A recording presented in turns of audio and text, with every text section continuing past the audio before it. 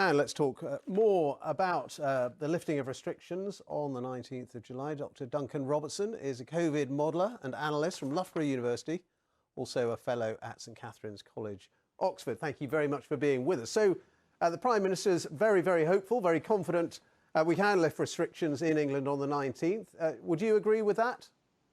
Well, the Prime Minister can do that. Whether it's wise to that is a different story, because it's all essentially about risk. So we've been through lockdown 1, lockdown 2, lockdown 3, and really I don't think anybody wants to go into lockdown 4. So of course, if you do reduce all or substantially all restrictions, then you are increasing the risk of hospitalizations and essentially pressure on the NHS and the potential of going into another lockdown. So, but we keep hearing that we've broken the link, haven't we, between cases and hospitalisation and death. That's the point of so many people being vaccinated.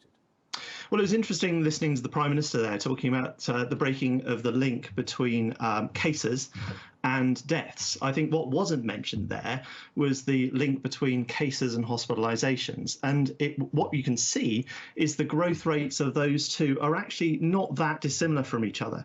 So they're both going up and they're both increasing in the rate that they're going up. So I think to say that we've broken this link between cases and hospitalizations entirely, I think is wrong.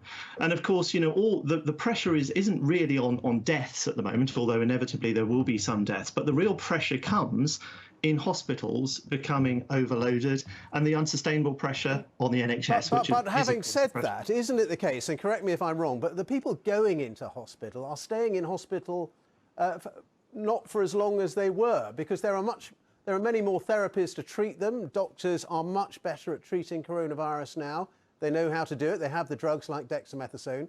So people are going into hospital, but not staying as long. That's absolutely right. And, it's great. First of all, you've got the effect from the vaccines. Fewer people are going into hospitals, and that's great. They are generally staying in less time. But actually, if you look at the number of people in ICU and high dependency units, that's also increasing. So that's not going down. You are still getting increases in the number of people in ICU beds.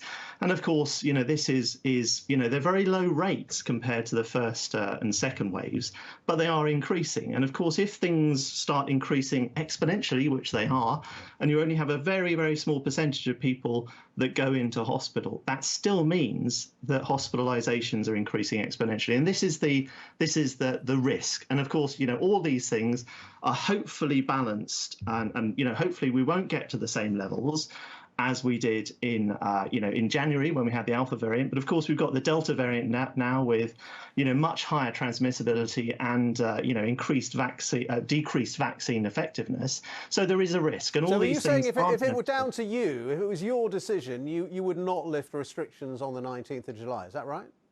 So, there are ways of lifting restrictions. So you can either go and say, OK, everybody, nightclubs are open with no, vaccine passports and no need to, either be vaccinated or to have negative COVID tests. Or you can say, actually, there is a real risk here.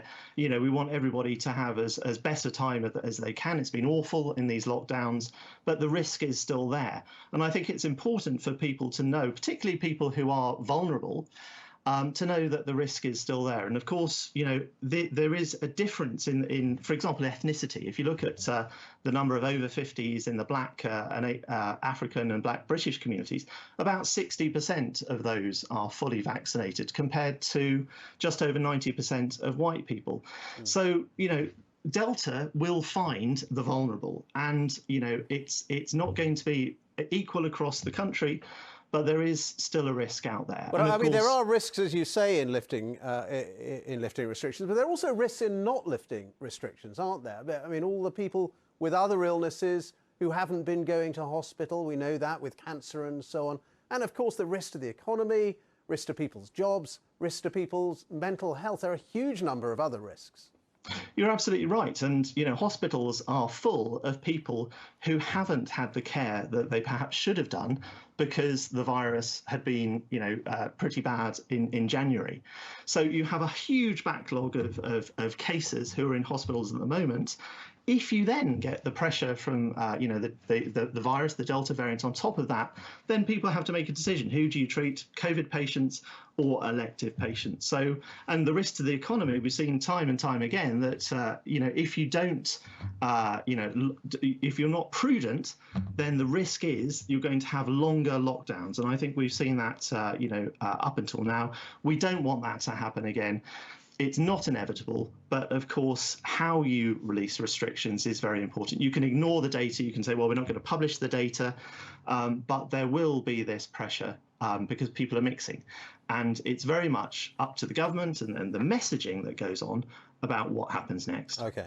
Dr. Duncan Robertson, a COVID modeller and analyst from Loughborough University, many thanks for your time. Thank you.